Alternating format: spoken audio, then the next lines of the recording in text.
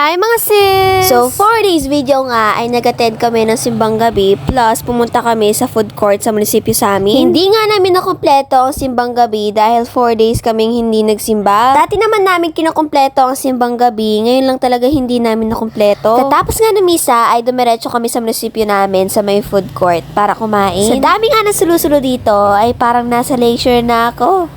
Ay, di nag-iisip. Ay, peka bongga de nga yung municipal hall. Sobrang ganda at ang daming ang sulu-sulu talaga dito. Sobrang dami din nga ng mga mapagkakainan dito. Ay, rugo, sobrang dami nga, hindi na kami makapili. Meron nga ditong Korean foods, takoyaki, fried noodles, shawarma, burgers, egg drop, at marami pang iba. Hindi nga lang yon ay meron din pang himagas at mga drinks. Meron nga ditong milk tea, coffees, milkshakes, tsaka marami pang iba. Napansin ko nga laging pinipilahan itong Tabs Korea na nagtitinda ng mga Korean food. Na-try na nga namin dati dito at na-try natin ulit. Ay, hindi magsasawa. Meron nga kami nakita dito na Korean egg drop tsaka yung parang shabu-shabu ata yun. Una na nga binili ni Mama ay ang shawarma. Hindi ko ba alam kay Mama, sa tuwing may food court nga ay lagi niyang target ay mga shawarma. Hindi ko nga alam kung favorite niya to o trip niya lang talaga. Ako naman nga, yung pinabili ko is drinks.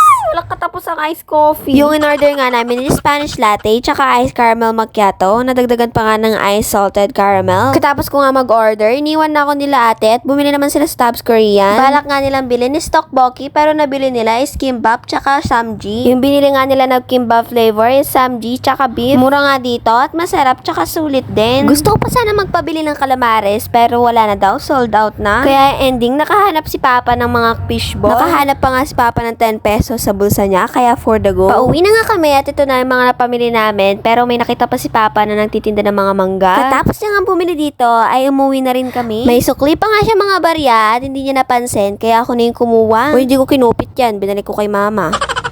Nakauwi na rin kami at kagad na rin kaming kumain dahil gutom na kami. Ako naman excited ako tikman yung mga drinks. Ito pala yung mga pinamili namin, mga sis. Sa Tabs Korean nga, binili namin yung parang samji na konti lang, tapos yung mga kimbap. Si Mama naman, pinili niya nga shawarma, habang ako yung mga drinks naman, which is yung coffee. Kaya naman, isa-isa na nating tikman na natin. Una ko na nga tikman is yung samji. Natikman ko na nga to dati at sobrang sarap dahil nga sa white sauce nila. Ay, sinasabi ko sa inyo sobrang sarap. I-rate ko siya ng 100 out of 10. Uy, OA.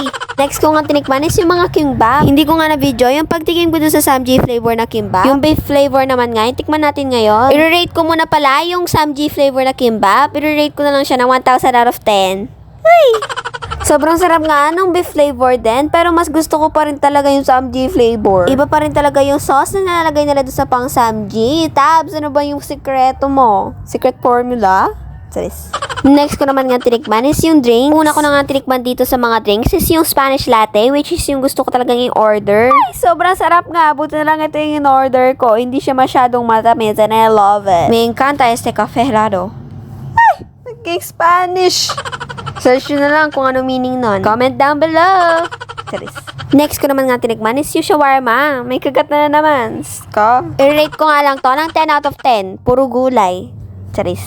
I-rate ko naman nga yung iced salted caramel. Ay, sobrang sarap. Ine-expect ko nga dito is sobrang alat. Yung iba kasi natikman ko ng iced salted caramel is medyo sobra na pa sobra sa alat. Hindi ko na nga na-video yung isa pang caramel macchiato kasi naubusan namin ni Mama. Ay, te, sobrang sarap din nun. Bibigyan ko siya ng 1,000 out of 10. Nag-experiment pa nga ako dito. Nilagyan ko ng kimchi yung shawarma. Ay, sobrang sarap, te. Try nyo na. Mga 1,000 out of 10 din. At dito na nga po nagtatapos ang ating vlog.